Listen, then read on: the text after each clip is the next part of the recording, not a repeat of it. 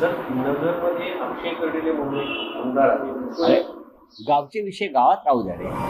अत्यंत कसं आमदारांनी पण त्यांची एक ठेवली पाहिजे ना. बघा, आमदारांनी किंवा सर्वच लोकप्रतिनिधींनी स्वतःची प्रतिष्ठा आणि त्याच्यातून आपण ज्या सभागृहाचे सदस्य आहोत त्याची प्रतिष्ठा ठेवायला पाहिजे. मी कोणाचं नाव घेत नाही आता, मला माहीत नाही विषय काय, पण माझ्या कानावरती हा विषय आलेला आहे. आता शेवटी ते कर्डिले आहेत, त्यांच्या वडिलांना मी ओळखत होतो. भारतीय जनता पक्ष हा एक शिस्तबद्ध आणि नीतिमत्तेचा टेंबा मिरवणारा पक्ष, एवढंच मी सांगतो, बाकी काही मी बोलणार नाही. बोला. सर, आज सुप्रीममध्ये परत सुनावणी होती. कपिल सिब्बल आता सुरुवातीचा युक्तिवाद, नंतर देवदत्त कानावर. हो ना, आज आता 2 वाजता कोर्ट नंबर 1 जी घटनापीठ आहे, मुख्य न्यायाधीश सूर्यकांत, जस्टिस बागची आणि जस्टिस मोहना यांच्यासमोर सलग 5व्या दिवशी सुनावणी सुरू आहे. ही सुनावणी कदाचित उद्यापर्यंत सुद्धा जाईल. आणि कपिल सिब्बल यांनी आमच्या शिवसेनेच्या वतीनं जो एक संविधानिक चौकटीमध्ये युक्तिवाद केलेला आहे तो अत्यंत महत्त्वाचा आहे. उद्या कोणीही येईल सत्ताधारी आणि एखाद्या पक्षाचा लेजिस्लेटिव्ह गट म्हणजे विधिमंडळातला गट विकत घेईल आणि सत्तेत सामील करून घेईल. ह्याच्यामुळे देशातली लोकशाही, संविधान याच्यापुढे फार मोठं आव्हान निर्माण झालं आहे. म्हणजे पक्ष विकत घेण्याची प्रक्रिया ज्या लोकशाहीत सुरू होते, या प्रक्रियेवर त्यांनी बोट ठेवलं. आणि मला असं वाटतं न्यायालय कपिल सिब्बल यांची ही भूमिका किंवा हा युक्तिवाद ऐकून न्यायालय सुद्धा काही काळ विचारात पडलं.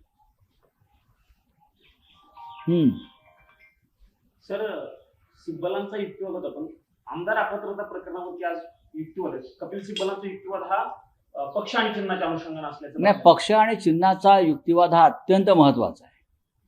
कारण शिवसेना हा पक्ष हिंदुहृदय सम्राट बाळासाहेब ठाकरे यांनी स्थापन केलेला पक्ष, जो त्यांच्या हयातीमध्ये माननीय उद्धव ठाकरे यांच्याकडे सोपवण्यात आला. उद्धव ठाकरे यांनी नेतृत्वाखाली एक पक्षाची घटना तयार झाली. ती घटना आम्ही निवडणूक आयोगाला कळवली. त्याच्या रितसर पोचपावत्या आमच्याकडे आहेत. आणि ते म्हणतात की हा पक्ष हा अनडेमोक्रेटिक, अलोकशाही आहे, अलोकशाहीवादी आहे. असे विचित्र युक्तिवाद निवडणूक आयोगानं त्यांच्या निर्णयात दिलेले आहे. पक्ष आणि चिन्ह हेच महत्त्वाचं आहे ना. या पक्षावर जो पक्ष एका घटनात्मक रीतीने चालवला गेला, एक घटना तयार करून, आणि पक्षामध्ये आमचं सगळ्यांचं बहुमत असताना निवडणूक आयोगानं अमित शहाच्या दबावाखाली, कोणाच्या, अमित शहाच्या दबावाखाली हा पक्ष एकनाथ शिंदेना विकला 5,000 कोटीला. मी आकडा सांगतोय, त्याची किंमत 5,000 कोटी पक्ष विकत घेण्याची. आता ह्याच्यामध्ये स्वतः निवडणूक आयोग आणि कोण कोण सामील आहेत त्याचा हिशोब ते देतील. त्या आकडे आम्ही येऊ नंतर. 5,000 कोटी त्यावेळेला खर्च झालेले आहेत. या सगळ्या प्रक्रियेत आमदार फोडणं, आमदार गुवाहाटीला नेणं, सुरतला नेणं, तिथून गोव्याला आणणं आणि पुढे निवडणूक आयोगामध्ये हे सगळं सेटिंग आणि बिटिंग करणं, ह्याच्यामध्ये 5,000 कोटी रुपये हे जनतेचे पैसे खर्च झाले. आणि हा पक्ष अमित शहांच्या शेअर मार्केटमधून विकला गेला. आणि निवडणूक आयोगानं त्याच्यामध्ये दलालाची भूमिका बजावली. निवडणूक आयोग हा एजंट आहे या पक्ष विकण्यामध्ये. आणि आतापर्यंत निवडणूक आयोगानं असे 4 पक्ष विकलेले आहेत. आमचा, त्यानंतर शरद पवार साहेबांचा, आता तृणमूल काँग्रेसचा, आणि अजून एक पक्ष मधल्या काळात अशा प्रकारे विकला गेला. ही विक्री निवडणूक आयोग जर करत असेल लोकशाहीची, तर देशात उरलं काय? मी जो आकडा सांगतोय हा आकडा खरं आहे. कदाचित याच्यापेक्षा जास्त आकडा त्यांचे लोक सांगू शकतील मेंढ्यांचे. पण मी जो हिशोब केला कोणाला कुठे किती, डेप्युटी इलेक्शन कमिशनरला एक कागद दिलाय आम्ही, त्याची सही आहे आमच्या नवीन घटना प्रक्रियेसंदर्भात. आणि निवडणूक आयोग सांगताय की आम्हाला तुमच्या पक्षाच्या रचनेसंदर्भात आणि घटनेसंदर्भात कोणताच कागद प्राप्त झाला नाही. यासाठी खोटं बोलण्यासाठी असं खूप मोठी किंमत मोजावी लागते, ती मेंढ्यांनी मोजली. तुम्ही आकडे सांगताय, पुरावे काय तुमचे? भ्रष्टाचाराला पुरावे असतात काय देशामध्ये? एखादी घटना जर विकली जात असेल, लोकशाही विकली जात असेल, त्याला पुरावे नसतात ना. पुरावे ठेवून त्यांनी पक्ष विकला हाच पुरावा आहे ना. ज्या पद्धतीने निवडणूक आयोगाच्या संदर्भात कोर्टामध्ये आम्ही निवडणूक आयोगाच्या विरुद्ध कोर्टात गेलेलो आहोत त्यांच्या निर्णयाविरुद्ध. लक्षात घ्या, हा पक्ष शिंदेना सहज मिळाला नाहीये मेरिटवर. हा पक्ष विकला गेला, विकत दिला, आपला अधिकाराचा दुरुपयोग केला, आमचं म्हणणं ऐकून घेतलं नाही. त्याची किंमत मेंढ्यांनी निवडणूक आयोगाला मोजली आणि अमित शहा त्याच्यामध्ये सहभागी होते. तुमचा हा निकाल जो सुप्रीम कोर्टामध्ये लागेल हा आगामी काळासाठी दिशादर्शक असेल? माइलस्टोन, ज्याला आपण म्हणतो की माइलस्टोन जजमेंट. या देशात लोकशाही राहील की नाही, या देशामध्ये संविधानाचं प्रतिष्ठा राहते की नाही, आणि ह्या देशामध्ये अशा प्रकारची मनमानी यापुढे होणार की रोखली जाईल, या संदर्भातलं जजमेंट, निर्णय आणि निकाल आम्हाला अपेक्षित आहे. हा देश वाचवायचा असेल आणि या देशातली लोकशाही वाचवायची असेल तर सर्वोच्च न्यायालयाला जे कायद्याचं उल्लंघन झालं आहे, जी पक्ष विक्री झाली, त्या संदर्भामध्ये तटस्थपणे निर्णय घ्यावा लागेल. आम्ही स्वतः समोरचा जो आमची रायव्हल पार्टी आहे त्यांचा सगळा भर सेटिंगवर आहे. ते ठामपणे सांगतात निकाल आमच्या बाजूने लागेल. सुप्रीम कोर्ट तुम्ही विकत घेतला का? ते ठामपणे सांगतात नाही नाही निकाल आमच्या बाजूने. तसं आम्हाला वचन दिलेलं आहे. प्रॉमिस, फेवर कोणी प्रॉमिस दिलंय? नरेंद्र मोदींनी. कोणी प्रॉमिस दिलंय? अमित शहानी. सर्वोच्च न्यायालयाने अशी दखल घेतली पाहिजे. मी तुमच्या पाठीशी आहे, घाबरू नका, असं जेव्हा गद्दारांना सांगितलं जातं प्रधानमंत्र्याकडून, तेव्हा मी सर्वोच्च न्यायालयावर दबाव आणून तुम्हाला निर्णय देईन. हे त्यांना सुचवायचं आहे का? हे त्यांना सुचवायचं आहे ना. पण मला खात्री आहे सर्वोच्च न्यायालय ज्या पद्धतीने ऐकत आहे, काही क्युरीज त्यांना येत आहेत, त्या विचारत आहेत, त्यानुसार मला असं वाटतं संविधानाचा विजय होईल आणि आम्ही पूर्णपणे फक्त मेरिटवर न्याय मागतो. कायद्यानुसार न्याय द्या. आणि समोर रायव्हल ग्रुप जो आहे, त्याला आम्ही रायव्हल पार्टी म्हणतो, फुटीरगड, ते त्यांचा संपूर्ण भर हा सेटिंग. आम्ही सेट केलं, हा त्यांचा शब्द आहे अनेकांचा. काय सेट केलं तुम्ही? आमचं सेटिंग झालं आहे. तुम्ही सर्वोच्च न्यायालय सेटिंगच्या गोष्टी करता देशामध्ये. ज्या देशामध्ये सर्वोच्च न्याय मंदिर आहे तिथे आमचं सेटिंग झालं आहे. आणि आम्हाला जसं प्रॉमिस आहे, कोणाचं प्रॉमिस आहे त्यांनी जाहीर करावं. नरेंद्र मोदींचं प्रॉमिस आहे की अमित शहाचं प्रॉमिस आहे? मग मी अमित शहाचं का असेल ते बघतो पार्लमेंटमध्येच. सर, याच धरून काल अमित शहा म्हणतात की मी तयार आहे चर्चेला. खोटं बोलतोय तो माणूस. अहो, घाबरलेला माणूस आहे तो. पाय लटपटतायत बघा तुम्ही, त्याचे हात लटपटतायत. खेळ संपलाय त्याचा. भविष्यात ते रिशफलमध्ये मंत्रिमंडळाच्या ते मंत्रिमंडळात जातील की नाही याची शंका मला वाटते. हे मी अत्यंत हे विधान धाडसी जरी असलं तरी खरं आहे. या देशामध्ये सध्या ज्या सगळ्या नकारात्मक गोष्टी घडत आहेत आणि त्याचं खापर नरेंद्र मोदींवर फुटलं जात आहे, त्याला जबाबदार स्वतः अमित शहा आहेत. हे मोदींना पटलेलं आहे. वाद आहे दोघांमध्ये काही? कळेल तुम्हाला लवकरच. हे मुळात अमित शहाना संसदेमध्ये येण्यापासून रोखले कोणी? आम्ही खासदार आहोत साधे, आम्ही संसदेत जातो, तुम्ही तर गृहमंत्री आहात. अमित शहाना देशाचं तात्काळ उपपंतप्रधान व्हायचं आहे आणि मोदीने त्याला नकार दिला. ही माझी बातमी.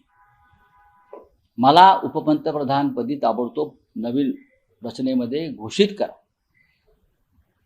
मी तुमचा वारसदार म्हणून मला घोषित करा. आणि मोदींनी त्याला स्पष्ट नकार दिलेला आहे.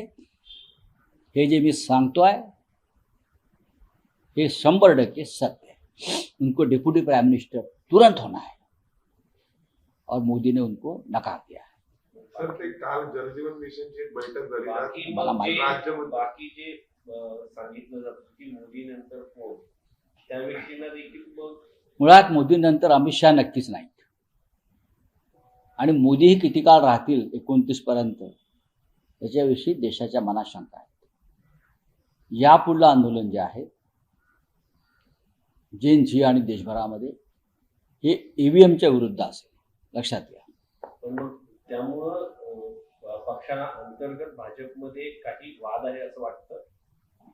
पक्षांतर्गत ज्या गोष्टी आहेत त्या पक्षाच्या त्यांच्या आहेत, त्याच्यावरती मी बोललो. मित्र राहिले त्या पक्षात. आम्हाला माहिती आहे त्यांच्या पक्षात मुळात त्यांचा पक्षच नाही आहे.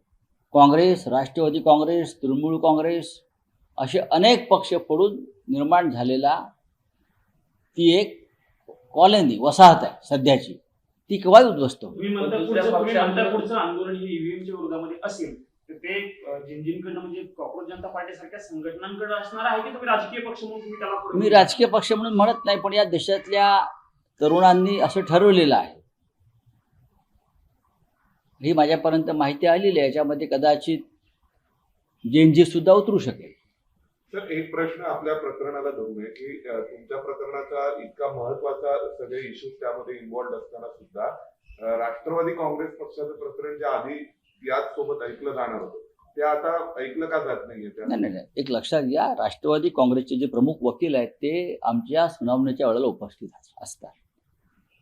अख्ख्या देशाचं लक्ष हे आमच्या सुनावणीकडे आणि त्यानंतरच्या निकालापत्राकडे आहे. आमचं आर्ग्युमेंट संपलं, कदाचित निकाल लागल्यावरही ताबडतोब राष्ट्रवादी काँग्रेस पुढे येईल, मग तृणमूल काँग्रेस आहे. तर अभिषेक मनोज सिंघवी येतात, त्यांचे इतर ज्युनियर्स सुद्धा उपस्थित असतात, ते नोटिंग करत असतात. चला, थँक्यू बाबू. म्हणजे या निकालावर अवलंबून आहे म्हणजे इतर पक्षांचं या निकालावर देशाच्या लोकशाहीचं आणि संविधानाचं भवितव्य अवलंबून. नुसतं पक्षांचं अस्तित्व नाही, देशाची लोकशाही राहील की नाही, या देशामध्ये पार्लमेंटरी लेजिस्लेटिव्ह बरं का डेमोक्रेसी राहील की नाही, या देशामधलं संविधान राहील की नाही, हे आमच्या निकालावर अवलंबून आहे. हे सर्वोच्च न्यायालयाच्या लक्षात आलेलं आहे. सर, ताडदेवमध्ये मांसाहार करण्याला घर मिळाणे अशी ऍडच देण्यात आली आहे. मराठी माणसांनी त्याच्यामध्ये संताप व्यक्त केला. संताप व्यक्त करून काय होणार? फक्त संताप व्यक्त करणे संडाचं लक्षण असतं. बघू आता, हे लोडाबिडा असतील सगळे, दुसरं कोण असणार? अमित शाह ने बयान दिया कि वो चर्चा के लिए तैयार हैं, विपक्ष जो है चर्चा से भाग रहा है। भाई कोई चर्चा से नहीं भाग रहा है. अमित शाह की भागम भाग चल रही है. जो अमित शाह अब तक सीना तान कर आते थे, ऐसा ऐसा ऐसा ऐसा है, आना चाहिए ना. आप तो मेंबर है ना पार्लियामेंट के, आप गृह मंत्री हैं, आपको किसने रोका अंदर आने से? आप थोड़े चर्चा के लिए अंदर आने वाले हैं. आकर बैठो तो सही, आकर तो देखो भाई, मजा आता है बहुत, आइए थोड़ा मजा तो लो. हाँ, हमको भी मजा लेने दो. Sir, no Marathi, no auto, no taxi, ये नया कानून महाराष्ट्र में 15 अगस्त से लागू हो रहा है, उसको क्या कहेंगे? देखिए, मराठी समझना चाहिए. किसी भी राज्य में आप जाते हो, चाहे पंजाब हो, गुजरात हो, कर्नाटक हो, बिहार हो, हरियाणा हो, हाँ, जो लोग इस प्रकार का व्यवसाय करते हैं, अपने ग्राहकों से उनका संवाद होना चाहिए ना. तो वहाँ की लोकल भाषा सीखनी चाहिए. पूरे देश की बात है, एक राज्य की बात नहीं. ये दिल्ली में अगर हमको यहाँ हिंदी नहीं आएगी तो आप कैसे उनसे डायलॉग करेंगे ग्राहक, मुझे बताइए. हम लोग दिल्ली में आकर हिंदी में क्यों बात करते हैं, या पार्लियामेंट में हिंदी में क्यों देश सुनता है हिंदी भाषा. तो महाराष्ट्र में अगर मराठी आती है आपको तो आप ज़्यादा अच्छा तरीके से अपना व्यवसाय कर सकते हैं ना. हमने आपको तो बोला नहीं ना यहाँ से निकलिए, भाषा सीखो, ये जरूरी है. सर, जस्टिस जो यशवंत वर्मा के यहाँ पर जो हाँ. आग लगी थी, 3 जो आरोप उन पे लगे थे वो सच सिद्ध हो गए हैं, ये तीनों आरोप. हाँ, तो अच्छी बात है. SIT ने जो उनकी इंक्वायरी की है वो ठीक तरह से की है, लेकिन ऐसे बहुत से यशवंत वर्मा आज भी जुडिशरी में है।